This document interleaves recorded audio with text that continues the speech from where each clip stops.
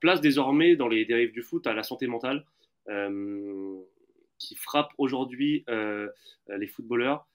On l'a vu, on le voit de plus en plus, des joueurs qui commencent à en parler en tout cas. Et c'est là-dessus que je voulais te lancer, Jean-Baptiste. Euh, Clairement, tout ce qu'on a dit, l'argent, l'entourage, les problèmes extrasportifs, et aussi, il faudra en parler, l'accumulation des nombres de matchs, ou des joueurs qui n'ont quasiment plus de pause. Là, cette année, il va y avoir la Coupe du Monde des clubs après les compétitions nationales, ce qui fait qu'il y aura très peu de moments pour couper. Je crois qu'Yacine prenait l'exemple de la NBA où il y a, malgré tout, même s'il y a beaucoup de matchs, une longue période De trêve. de trêve, voilà, De vacances, exactement, quoi. de vacances. Et voilà, il y a la coupure physique et psychologique. Est-ce que, question toute simple, JB, est-ce que c'est encore un tabou aujourd'hui, la santé mentale dans le foot et voilà, comment y remédier? Parce qu'on n'en parle jamais alors que c'est un vrai sujet. Alors, je pense que c'est d'autant moins tabou maintenant que les premiers à en avoir parlé sont les Anglais. C'est la première ligue du monde et on a vu justement cette bascule se faire. On a d'abord eu des témoignages, on a vu des joueurs vriller, on a vu des joueurs prendre position et expliquer qu'ils se sentaient mal, d'autres dire qu'ils étaient sous dépression, enfin en dépression plutôt. Et on a commencé à avoir les premières stats. On a vu par exemple le British Journal of Sports Medicine expliquer que 23% des joueurs professionnels avaient des symptômes de dépression autour de leur carrière et que 43% des joueurs blessés étaient victimes d'anxiété liée à leur retour. Ces chiffres-là, ils ont été confirmés par la FIFPro et on a commencé à expliquer qu'aujourd'hui, 38% des footballeurs professionnels, c'est énorme, hein, c'est 4 sur 10, souffrent d'anxiété liée à l'exigence de leur carrière et à la pression des supporters et des médias. Regardez le nombre de joueurs qui ont été vus en train de dégoupiller ou en train d'utiliser finalement l'alcool ou des pratiques qui visaient à se couper de la réalité pour justement supporter leur métier. On l'a vu à Nice, on l'a vu énormément en Angleterre, et aujourd'hui, ça n'est plus un tabou. Pourquoi? Parce qu'avec la fatigue mentale que supposent les matchs, l'exposition, l'explosion du nombre de matchs pour les internationaux, on peut facilement dépasser les 60 à 70. Alors évidemment, certains me diront, on est loin de Pelé quand on faisait 104 dans sa saison la plus riche, mais c'est pas le même football. On se rend compte que les blessures aussi, les clubs vous poussent pour revenir plus tôt.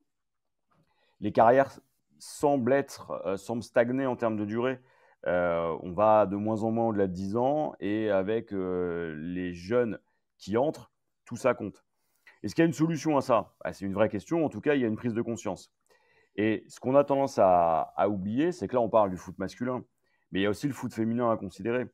La question, par exemple, des règles, de l'utilisation finalement des cycles menstruels pour aménager la performance, c'est des choses qu'on a mis des décennies à accepter. Et aujourd'hui, on accepte enfin la dépression, on accepte aussi l'addiction. Moi, j'étais sidéré, par exemple, de voir que des footballeurs, systématiquement avant l'entraînement, prenaient 1, 2 Doliprane et enchaînaient derrière. Une surconsommation de médicaments, des surpréparations, une préparation physique suivie d'une deuxième préparation physique avec tous les soins qu'elle est avec. C'est la porte ouverte au dopage. Regardez le nombre de cas de dopage ou le nombre de cas de personnes qui ont été prises justement dans le cas d'addiction. C'est aussi un dérivatif. Et ça doit être un signal d'alarme parce que c'est un problème de santé publique. Et je vous parle et je vous épargne le reste. Tout ça aujourd'hui, ça doit être pris en compte dans les clubs et j'ai pas l'impression que ce soit le cas, en tout cas chez nous en France, chez les filles comme chez les garçons. Yacine, JB parlait de l'Angleterre en tant que précurseur de ces sujets. Interview de Lingard dans, c'était quoi, le Daily Mail, je crois, Ouais. qui explique qu'il a été victime de dépression, qu'il a dû se réfugier dans l'alcool à un moment donné pour essayer d'aller noyer sa frustration et sa dépression et sa tristesse. Voilà, c'est tellement flou dans ma tête, je gardais tout pour moi. Et c'est là que j'ai eu recours à l'alcool pour essayer d'atténuer la douleur. C'est un vrai sujet dont on parle peu et j'ai quand même l'impression que les langues commencent un peu à se délier. Ouais, ça commence parce qu'il y a des anciens qui ont parlé après leur carrière, parce qu'ils parlent pas pendant leur carrière, parce que malheureusement, on est dans un milieu où les gens vont te dire attends, mais t'es en dépression alors que tu gagnes 400 000 euros par mois. Euh, et évidemment que ce serait honteux pour un mec de dire je suis en dépression Voilà. Ça, c'est une première chose. Et le truc, c'est que souvent, nous-mêmes, on se dit, mais moi, donne-moi juste 50 000 euros par mois, tu vas voir si je suis en dépression. Comme si l'argent, ça t'empêchait d'être en dépression. Mais parce que déjà, on oublie qu'eux sont dans une bulle, qu'eux ont un rapport à l'argent qui est différent. On se croit aussi assez fort, nous, pour dire si tu me donnes ça, j'ai plus de problème d'argent, donc je souffrirai de plus de rien. C'est évidemment une énorme connerie. Il y a le fait que, aussi, malgré tout, hein, ce rapport au foot et ce langage souvent corrélé de testostérone. Voilà, il faut avoir des couilles. En gros, si tu vas voir ton coach et tu lui dis, ou si tu dis en public, alors en public c'est encore pire, mais si tu vas voir ton coach et tu dis, ouais, coach, je suis pas bien en ce moment, je me sens pas bien. Mais en fait, il va se dire, bah, ok, donc t'es une baltringue. Mais allez, ça dégage. Moi, j'ai pas besoin de mecs qui s'effondrent au moindre truc. J'explique souvent, alors il y en a plein qui en ont parlé dans le chat là de l'exemple d'Adriano qui un jour s'est dit moi j'en ai marre de gagner de l'argent, enfin je veux plus gagner d'argent, je vais aller vivre dans la favela où j'ai grandi et avec mes potes je serais mieux finalement. Voilà. Moi je prends souvent l'exemple de Mourinho qui avait donné quelques jours de vacances à Schneider en plein milieu de saison. Personne n'avait compris. Et quand Schneider est revenu, il fait une deuxième partie de saison exceptionnelle avec l'Inter. Il y a ce rapport à la. Tu vois, Eric Carrière qui disait oui, j'étais suivi par un psy, mais je pouvais pas en parler parce qu'on aurait dit c'est qui ce mec qui est suivi par un psy. Voilà, donc tu le dis après ta carrière. Aujourd'hui, Yacine, au PSG, on a un psychologue. Hein. Luis Enrique est arrivé avec un psychologue dans son staff. Et voilà, c'est une autorité publique. Après, on ne sait pas évidemment, et encore heureux d'ailleurs, qui fait appel. Est-ce que les joueurs y vont, ils n'y vont pas du tout. Mais aujourd'hui, dans un club comme le PSG, en 2024, il y a un psychologue et c'est une autorité publique. Ouais, mais après, c'est lui qui est venu. Alors, le psychologue, c'est un peu différent dans le sens où c'est lui qui est venu pour lui, mais les joueurs y ont accès. Le truc, c'est que est-ce que tu vas voir le psychologue qui est venu avec le coach? Je sais pas moi, mais c'est toujours le problème, tu vois. Je comprends la question, mais Voilà, moi je te le dis franchement, si j'étais joueur, on me dit il y a un préparateur mental ou un psy dans le club, je peux peut-être aller le voir. Si tu me dis il est venu dans le staff avec le coach, c'était le psy du coach, même quand il était en équipe d'Espagne, je vais te dire direct, j'y vais pas. Moi, j'y vais pas parce que je me dis, je vais lui dire un truc, c'est obligé qu'il va dire, je crois qu'il est pas bien en ce moment. Il est venu avec lui, tu vois. Il y a c'est un peu ce C'est une conflit partie liée. d'intérêts, entre guillemets, même s'il y Voilà. a le secret médical, mais quand même, voilà. Donc, moi, j'y vais pas. Je pense qu'il faut que ce soit quelqu'un d'indépendant ou d'externe ou quelqu'un, le club le prend enfin, c'est compliqué. Je sais même pas la vérité en vrai. Bref, on a ce rapport au mental qui est très compliqué. Voilà, il faut avoir des couilles, il faut être un bonhomme. Si tu n'as pas de caractère, tu te fais bouffer. Voilà, on a longtemps dit Thiago Silva, on a entendu dans plein d'émissions, au chialo, machin. En gros, tu n'as pas le droit d'avoir d'émotions, tu n'as pas le droit de les montrer. Et ça aussi, on ne se rend pas compte, mais pour ceux qui suivent un peu, qui regardent un peu des émissions sur tout ça, la psychologie, en fait, enfouir tes émotions, c'est aussi un problème. C'est-à-dire que ça peut te mener à quelque chose de négatif, ne pas vouloir montrer et tout ça, tu vois. Et en plus, je vais ajouter un truc, c'est que souvent, les jeunes, pour parler du foot en France, mais même d'ailleurs dans d'autres pays, mais pour être plus précis sur la France, la plupart des footballeurs viennent quand même de quartier. Et dans le quartier, on sait très bien. Si tu montes ta faiblesse, tu te fais bouffer. Donc, tu as aussi ce rapport-là de dire je viens d'un quartier, je ne suis pas une baltringue, faut que je montre que j'ai du caractère, je ne vais pas me plaindre, je vais pas chialer, je vais pas. Voilà, donc tout ce rapport-là, évidemment que c'est problématique parce que voilà. Et pour revenir sur la santé mentale, il y a plein de choses. Le nombre de matchs, il a augmenté. Mais moi, je redis que ce n'est pas le problème. Voilà. Jouer tous les 3 jours, ce n'est pas un problème. Athlétiquement, ce n'est pas un problème. Voilà. Mentalement, ça peut devenir un problème au bout d'un moment parce que se reconcentrer d'un match à l'autre, c'est ce qui est le plus dur. La deuxième chose, c'est que, tu l'as dit tout à l'heure en préambule Clément, mais dans le foot aujourd'hui, il n'y a plus de coupure. Les joueurs finissent l'Euro. Quand je dis il n'y a plus de coupure, il y a des gens qui vont me dire non, mais ils ont quand même eu 15 jours de vacances. Oui, ils ont eu 15 jours de vacances. Mais, je vais vous donner les dates. Tu finis l'Euro autour du 10 juillet. Le championnat de France reprend autour du 12 août. Ça fait 4 semaines. Sur ces 4 semaines, tu as 15 jours de vacances. D'accord? Il te reste 2 semaines de préparation. Sauf que pour arriver au bout de 2 semaines de préparation, alors que tout le monde sait qu'une préparation, c'est entre 4 et 6 semaines pour arriver au point, eh ben, il faut bien que la dernière semaine de coupure, tu commences déjà à avoir un programme sur la musculation, sur déjà des premières courses. À partir du moment où, même si tu es en vacances, tu commences déjà à aller faire de la muscu 2 heures, plus un peu de cardio. Mais tu n'es déjà plus en vacances dans ta tête. Tu es déjà en préparation de ta saison. Donc, il faut que les calendriers soient différents, à savoir qu'il y ait une vraie coupure de 4 semaines, où au moins le mec, pendant 3 semaines, s'il a envie de faire 0 sport, il fait 0 sport. La 4e semaine, tu peux commencer à lui dire, tu repars sur une base de cardio, un petit travail athlétique, un petit travail de muscu pour commencer à préparer ton corps. Et quand il arrive au club, il a 4 semaines de préparation. Avec sa semaine avant, ça fait 5. Mais il a coupé 3 semaines complètes où il n'a plus pensé au foot, il n'a plus pensé à son club, il n'a plus à penser à se dire à 16 heures, j'ai entraînement, il faut que j'aille à la salle, faut que j'aille. Il a fait ses vacances. Et ça, tant que c'est pour moi le vrai point de problème de tout ça, il est là. Si on ne donne plus de coupure aux joueurs, on s'expose à ça. Et la dernière chose sur tout ça, c'est que dans la santé mentale, il y a ce rapport aux autres dans l'équipe aussi. Ça veut dire que...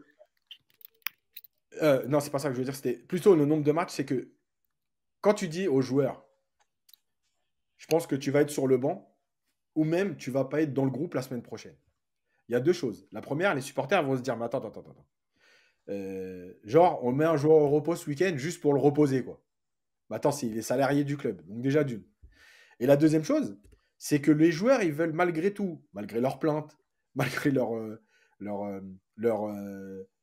envie de couper et tout, ils veulent tout jouer. Ils veulent tout jouer parce que les stats, parce que ceci, parce que cela. Donc quand tu mets un joueur sur le banc, il n'est pas content. Mais quand tu le mets titulaire, il vient de dire, ouais, mais ça fait 8 matchs que j'enchaîne. Vous avez vu, le calendrier, il est surchargé. Mais quand on vous met sur le banc, vous n'êtes pas content non plus. Tu vois? Donc, en fait, on est dans cette ambiguïté permanente. C'est-à-dire que le joueur, il ne sait pas où il veut aller. Il veut couper, mais en même temps, quand il est remplaçant, il ne peut pas faire de stats, donc ça ne lui plaît pas. Le coach, il doit gérer tout ça. Et en plus, pour finir, parce qu'il y a quelqu'un qui l'a dit dans le chat, donc je le relève, j'ai oublié le nom, désolé. Peut-être que quand on fait un métier qui est à la base un métier passion, mais quand on le fait avec moins de passion et juste pour ce que ça t'amène autour, peut-être qu'on est plus vite saoulé par jouer au foot qu'un mec qui a fait du foot parce qu'il en avait réellement envie et que c'est sa passion ultime et que ça lui plaît et qu'il n'est pas devenu pro pour l'argent que ça va lui apporter et la visibilité, mais parce que c'était son kiff. Voilà. Peut-être que tout ça mélangé, ça mérite quelque chose de poussé, de plus profond. Et peut-être qu'à un moment, la FIFA doit aussi prendre en compte, encore une fois, peut-être pas le nombre de matchs, la coupure. Les mecs de NBA, ils font 82 matchs. Hein. C'est intéressant la coupure. On a un très bon exemple en France, c'est Léon Marchand, qui après les Jeux Olympiques a dit qu'il coupait un mois et demi. Il n'a pas été dans un bassin pendant un mois et demi. Et il en parlait justement. Il disait qu'il il en ressentait le besoin ne serait-ce que couper, avoir une vraie coupure, c'est très important. Et d'ailleurs, il a gagné aujourd'hui, je crois, à Shanghai, lors de sa reprise. JB, sur la santé mentale, qu'est-ce qui est fait aujourd'hui par les autorités, les politiques, etc. Ou qu'est-ce qui peut être fait, qu'est-ce qui pourrait être fait selon toi pour tenter d'améliorer ces dispositifs et le contexte actuel? Ce qu'on voit aujourd'hui, c'est qu'il y a des champions du monde, 98, 2018, que ce soit Adil Rami, que ce soit Christophe Dugarry. On a des joueurs emblématiques, c'est Ribéry. On a des Anglais, Tony Adams, Paul Gascoigne, Danny Rose, Aaron London, qui ont exposé leurs difficultés, les épisodes dépressifs qu'ils ont rencontrés. Et il y a eu une prise de conscience. Mais quand on regarde médiatiquement comment c'est traité, on continue à avoir les mêmes discours. On insiste sur la performance d'un match, sur un match. On focalise sur l'instant et on ne prend pas ça sur le long ou le moyen terme. On continue à exiger des joueurs que ce soit des machines. et on continue à leur imposer finalement les mêmes obligations. À l'intérieur d'un club, on n'a pas un maximum de matchs à jouer. C'est-à-dire qu'on ne fait pas l'équivalent du load management qu'on peut voir dans certaines franchises NBA, c'est-à-dire on va te limiter en minutes. Alors oui, vous me direz, on a tous vu Starting Five, on sait tous que LeBron s'est opposé sur sa dernière saison à ça. Ok. Mais derrière, il y a une capacité. Si le joueur est considéré comme un actif qui a de la valeur, il faut aussi le préserver parce que sinon il ne délivre pas. Et on le voit très bien avec Saliba en ce moment, par exemple. Ce qu'il faut imaginer, ce serait une régulation en interne par les clubs, avec un nombre maximal de matchs à jouer par saison, avec une plage de récupération qui correspond, et tu le disais très bien, à ce que fait la NBA. Mais la NBA coupe plus de 3 mois. On a vu les réussites, par exemple, de Teddy Riner. Mais qu'est-ce qu'a fait Teddy Riner? On parle quand même d'un mec qui fait 4 Olympiades et qui va chercher des médailles à chaque fois. À un moment donné, il a tout changé. Il a changé d'entraîneur et il a dit à la fédération, je vais aller m'entraîner au Japon, je vais aller m'entraîner au Brésil, je vais aller m'entraîner au Maroc et j'ai besoin de me ressourcer. Et donc, les compètes, je ne les ferai pas. Par contre, le jour où j'aurai besoin d'être là, je serai là et je serai monstrueux. Et il a été incroyable. Léon Marchand, il est jeune. Le conseil que lui a donné récemment Alain Bernard, c'est de bien faire attention à la manière dont il allait gérer la suite. Et il l'a lui-même dit, quand il s'est retrouvé à plus pouvoir aller au resto tranquille et être reconnu partout, à devenir le nouveau préféré des Français, bah, on a vu ce que ça pouvait donner. Et ça, il y a une responsabilité aussi de la part de ceux qui le mettent en avant. Sponsor, club, fédération, fédération internationale. Or, aujourd'hui, si je suis très honnête, on a des stats, on a des cas de tentatives de suicide. Souvenez-vous du joueur de Nice. Bon. Souvenez-vous aussi de la situation d'un Adebayor, par exemple, et de la pression familiale. Souvenez-vous d'un Pogba qui aurait très bien pu avoir une réaction extrême. On est quand même dans une situation où, aujourd'hui, si on est très honnête, on en parle. Mais qu'est-ce qui se passe? Rien. Alors, JB, si je peux me permettre, parce que ça vient de me revenir en tête, il me semble que le Premier ministre, Michel Barnier, a fait de la santé mentale un enjeu, l'enjeu, la cause de 2025. Donc déjà, si, alors on ne sait pas concrètement ce que ça impliquera, mais c'est déjà une prise de conscience, on va dire, au plus haut sommet de l'État. C'est déjà quelque chose, on va dire. Oui, bah pour un Premier ministre qui est sur un siège éjectable, c'est sûr que c'est bien d'avoir la problématique de la santé mentale, si on voulait ironiser 35 secondes. On a vu ce que ça donnait, hein, la cause nationale du sport en France. On a coupé de 20% les budgets du ministère et on est en train d'aller chercher des économies partout. Donc, si la France se prend enfin en main de ce côté-là et fait de la santé mentale un vrai enjeu, c'est formidable. Maintenant, j'ai plus de mal à regarder de manière très concrète ce que ça va changer dans les ligues nationales et vu la structuration de la LFP, ce que ça va impliquer. Il n'y a pas un référent, par exemple, sur les violences sexistes et sexuelles, donc sur les VSS, qui soit vraiment opérationnel. Sur la question de l'homophobie, on a déjà vu la Ligue reculer. Sur la question du racisme, on a toujours une sorte de néant absolu quand il s'agit de réagir. Ah là oui, alors ça, pour faire des tribunes dans la presse, il y a du monde. Mais quand il s'agit de changer derrière les règles et de sanctionner vraiment, il n'y a plus personne. Et des ultras infréquentables, on en a partout dans tous les clubs. Moi, je veux bien que la santé mentale soit un sujet. La réalité, c'est quand on regarde au plus près du terrain, c'est-à-dire vraiment grassroots, il n'y a plus personne. Et quand un gosse arrive en disant ça va pas bien, c'est à l'éducateur de le repérer. C'est pas au gosse d'arriver. Et une fois qu'on a repéré un comportement, parce qu'il y a des signaux, l'anxiété, le rapport à l'addiction, le décalage de sommeil, le fait qu'on ne devrait, par exemple, pas forcément ramener les joueurs immédiatement après les matchs, mais peut-être les faire dormir sur place, gérer les temps d'écran, etc. Toutes ces logiques-là, aujourd'hui, elles devraient être mises en place. On va y arriver, hein, parce qu'à un moment donné, ça va véritablement affecter la performance. Et c'est peut-être ce qu'on voit avec les Vinicius, les Mbappé, etc. Aujourd'hui, trop de matchs à trop forte pression, bah, ça donne un Neymar. Et on gâche des talents, mais on gâche des talents d'exception.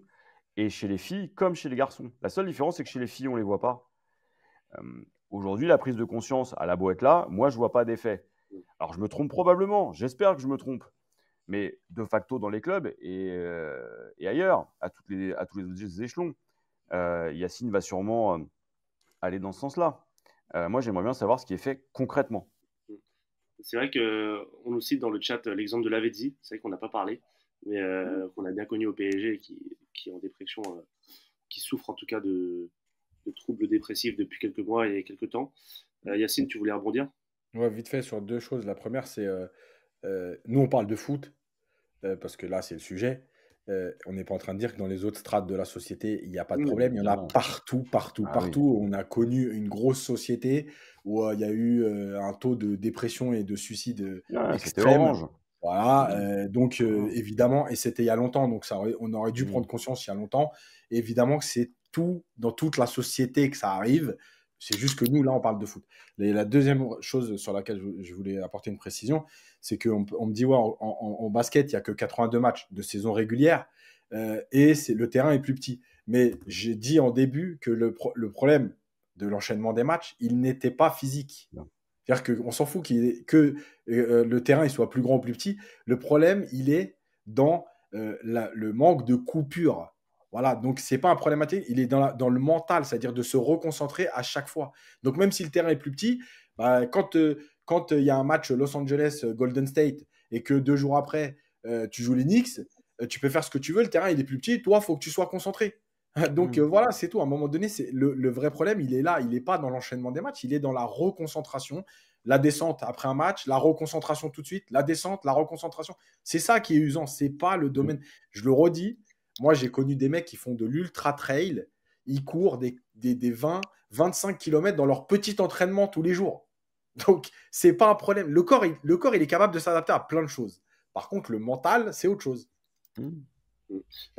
Dernière question, parce qu'il va falloir qu'on termine bientôt ce podcast, ça fait près d'1h20. Comparaison avec l'étranger, ce qui se passe ailleurs. Est-ce que ces problèmes qu'on a évoqués depuis 1h30, c'est franco-français? Est-ce que c'est international? Ou est-ce qu'il y en a une partie où c'est très franco-français?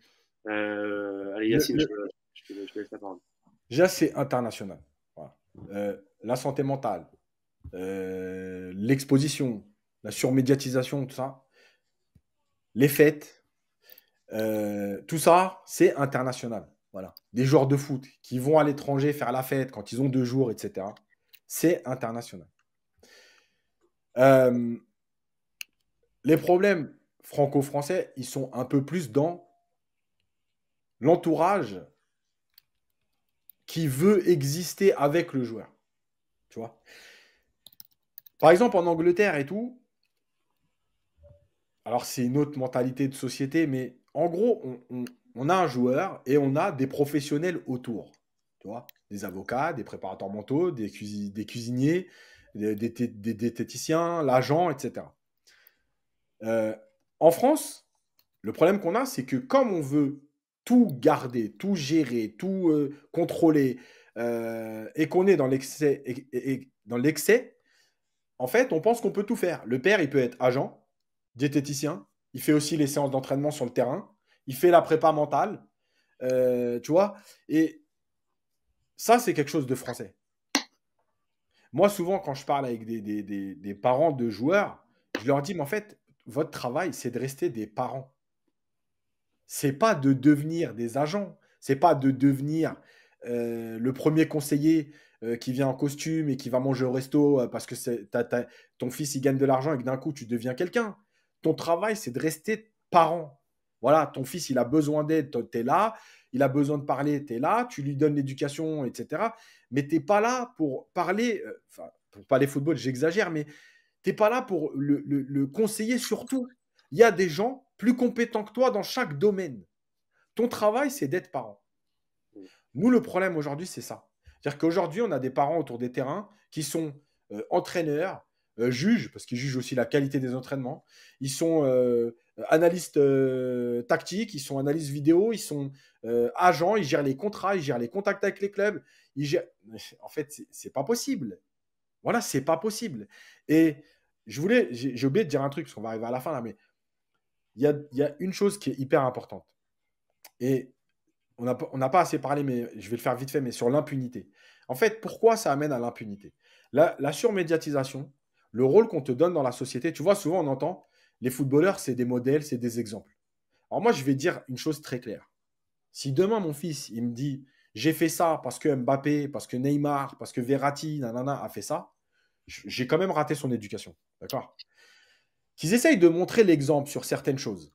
Et à la limite, sur le terrain, tu vois, par exemple, arrêter de gueuler sur l'arbitre, tout ça, il n'y a pas de problème. Maintenant, un footballeur n'a pas à être un exemple. Et je ne vois pas pourquoi un footballeur serait plus un exemple un footballeur qui vit de l'argent privé serait plus un exemple qu'un politique qui vit de l'argent public. D'accord?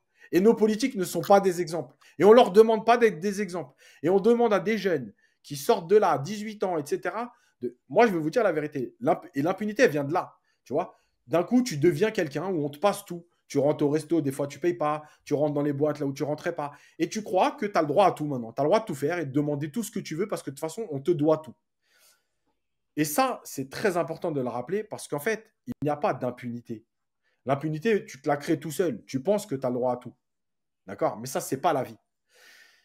Il y a ensuite une dernière chose, c'est que sur cet exemple de modèle, c'est comment dire, c'est l'ambiguïté entre la surmédiatisation, parce que c'est aussi ce qui va t'amener ton argent. Quand un Mbappé fait des pubs et tout, c'est cette médiatisation qui amène des marques. Sauf que cette surmédiatisation, en fait, elle t'expose en permanence. Et tu ne peux pas avoir le beurre et l'argent du beurre. Donc, quand on dit, ouais, attention, un joueur, il ne peut pas faire ça. Si, il peut faire ça, mais il y a des façons de le faire. Il y a une exposition à avoir. Voilà. Et je dis une dernière chose, parce que les sorties, c'est ce qui est venu. Je ne parle pas de l'histoire. Voilà. Les sorties. Oui, les joueurs sont toujours sortis. Toujours sortis. Oui, encore plus après les matchs. Maintenant, il y a des moments pour sortir. Après un match, les joueurs ont une montée d'adrénaline, etc., qui est trop importante et tu n'arrives pas à dormir. Donc, que tu sortes ce soir-là, il n'y a pas de problème. Tu ne sors pas la veille d'un match, tu es quand même capable de te retenir de sortir la veille d'un match, tu vois. Et souvent, quand les joueurs commencent à trop sortir, c'est évidemment qu'il y a un problème. D'accord? Parce qu'on va chercher ailleurs une adrénaline ou une excitation ou quelque chose. Et pour finir sur l'histoire des filles, je veux que ce soit dit, parce que c'est très important, un sportif, quel qu'il soit, homme et femme, en fait, il développe des hormones, etc. Et c'est pas pour rien qu'on va sortir du foot. Au village olympique, tout le monde le sait, tous les 4 ans, c'est un truc de fou. Mais c'est pas un truc de fou parce que les gens sont mal éduqués, parce qu'ils sont complètement fous. C'est juste que la tension, la testostérone, les hormones que tu développes, elles créent ça de la libido. Et en fait, c'est leur façon d'évacuer tout ça. Chacun en pense ce qu'il veut, c'est pas un jugement, j'en ai rien à foutre. C'est juste que, en fait, malheureusement, vous pouvez aller dans tous les endroits sportifs au monde. Hein. Dans tous les gros trucs de sport, c'est comme ça. Et même à l'INSEP aujourd'hui, on n'en parle pas parce que déjà, c'est des jeunes adultes, mais c'est des adultes, ils font ce qu'ils veulent et qu'il n'y a pas eu d'histoire, etc. Mais c'est comme ça. C'est le corps humain qui sécrète ça. Tu vois? Donc, c'est aussi un besoin. Par contre, après, malheureusement, avec le monde d'aujourd'hui, ouais, ces joueurs-là, ils se font piéger. Ils se font piéger parce qu'à un moment donné, quand je dis ils se font piéger, je ne parle pas de l'histoire d'Mbappé, encore une fois, c'est pas ça que je dis. Quand je dis ils se font piéger, c'est que ouais, quand tu as une jolie fille qui vient en boîte et qu'elle te dit paye une bouteille, les mecs ils payent une bouteille, donc ça lâche des 8 000, des 10 000. Tu vois, c'est cet engrenage-là que je parle. C'est pas l'histoire de sexe et tout. Et ça, c'est important de le savoir. Parce que ça existait déjà à l'époque. Sauf que les joueurs sont devenus médiatiques, les réseaux sociaux ont amplifié ça, donc on en entend parler. Mais dans les années 90, les joueurs sortaient déjà. À Monaco, tout le monde sait que... Enfin, les joueurs, ils sont toujours sortis à Monaco. Tu vois? À Paris aussi. Mais le foot a pris une telle dimension qu'on a l'impression que d'un coup, ils sortent tous, c'est n'importe quoi. Mais en fait, non. Ça a toujours existé. C'est juste que maintenant, on le sait très vite. Voilà la photo d'Mbappé. Il y a 30 ans, Zidane, il serait parti en Suède. Personne ne l'aurait su. Hein. À la limite, un paparazzi qui tombait. Et encore, mais même pas, tu vois ce que je veux dire. Aujourd'hui, ouais, un joueur, il fait la fête à l'autre bout du monde. Il y a toujours un mec qui va prendre une photo. Et tu as raison d'en parler, ça fait partie aussi de ce qui entoure le monde du football. Et voilà, nous, on essaye de vous parler un peu de tous ces sujets-là, pas que des matchs du PSG, mais de faire de plus en plus de formats voilà, au sens large dans le monde du football, dans le monde du sport. Et on va développer ça à travers des émissions plus longues comme on a fait là, comme on avait fait avec Yacine sur l'évolution du jeu, mais aussi des formats plus courts sur sur ce qui se passe dans l'actualité du foot. Hein. Avec Jean-Baptiste, on a fait un sur le Paris FC et la vente, avec Hugo sur la saison qui attend le PSG féminin. Donc voilà, on va développer ces formats-là, et Anthony aujourd'hui va vous faire cette petite émission sur ces sujets qui touchent le monde du football, qui polluent un peu le monde du football et qui génèrent beaucoup d'enjeux dont on va continuer à évoquer cette saison. Merci JB, merci Yacine pour cette émission. Quelques petites choses avant de vous quitter. Beaucoup de contenu qui arrive sur la chaîne YouTube de Paris United. On a enregistré pas mal de choses. Donc, comme je vous ai dit, des formats courts qui vont se développer, des jeux, des chroniques, des décryptages. Une émission premium sur Luis Campos qui va sortir très prochainement pour nos membres. Des interviews qui vont continuer à se développer, de nouveaux formats, on va pas tout vous dire. Peut-être une minute coach, on verra avec Yacine s'il y a un peu de temps. Il y a beaucoup de travail, mais une minute coach d'ici là. Non, mais en plus, elle est prête, mais il faut que je l'enregistre en fait. Voilà, bon bah écoutez, voilà. Dites à Yacine de l'enregistrer.